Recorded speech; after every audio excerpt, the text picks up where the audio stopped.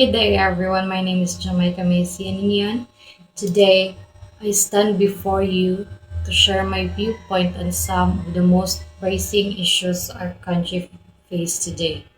The ghost flood control projects, substandard infrastructures, and higher tax among Filipino workers and consumers. These three issues may seem different, but they are connected by one common root: corruption, and lack of accountability. Let's start with the first: ghost flood control projects. Flooding is one of the biggest problems in our country.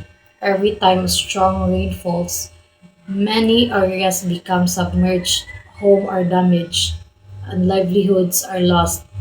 To address this, the government funds flood control projects. But what happens when these projects exist only on paper? Imagine billions of pesos allocated for flood control, but no canals, no drainage, no dike actually built. These are called ghost project funded, reported, not but never constructed.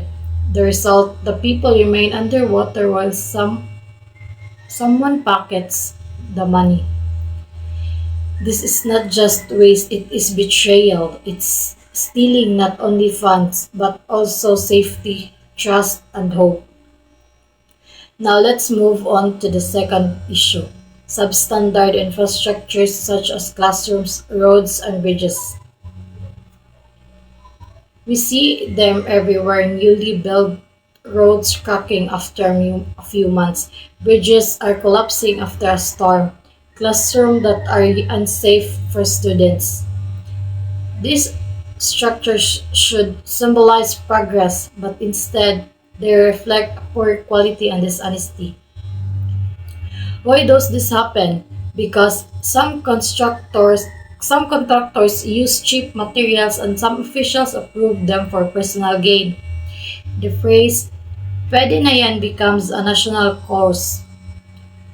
Projects are completed on time, but not built to last. Once again, it's the Filipino people who suffer. Students study in danger. Farmers can transport goods because of damaged roads. Commuters waste hours in traffic. Then we move to the third issue: the higher tax among Filipino worker and consumer. Every month, workers see big deduction from their salaries. Consumers pay more goods and services. The idea is the taxes help fund national projects like hospitals, schools, flood control, and roads. That's supposed to be the purpose. But what happens when the taxes we pay end up in ghost projects or poorly built infrastructures? It becomes painful and unfair. The Filipino people are working hard, sacrificing, and paying honestly, yet some officials misuse the funds that comes from the sweat of ordinary citizens. This is why many Filipinos feel frustrated. They see their hard-earned money waste while continue to live with flooding, broken roads, and rising prices. So what can we be done? First, we need stronger transparency and monitoring in all government projects. Every peso should be accounted for. Public funds must go directly to real quality projects that people can see and benefit from. Second, there should be strict punishment for corruption, not just suspension, but real consequences. Those involved in ghost projects or substandard construction should face legal action. Third, we must review and adjust our tax system. While it's true that taxes are needed for development, and government must ensure that these funds are used properly and that ordinary workers are not overbound. The rich must pay fairly and the poor must be protected.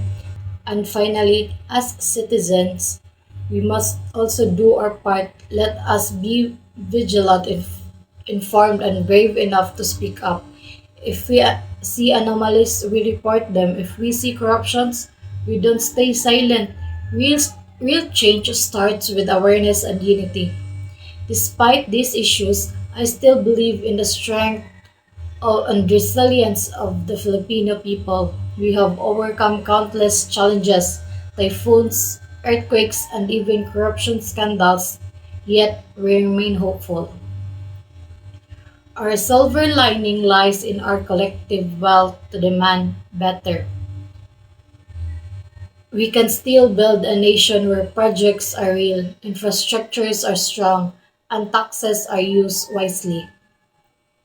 Let us dream of a Philippines where flood control projects truly protect our communities, where buildings inspire learning, and where every bridge is built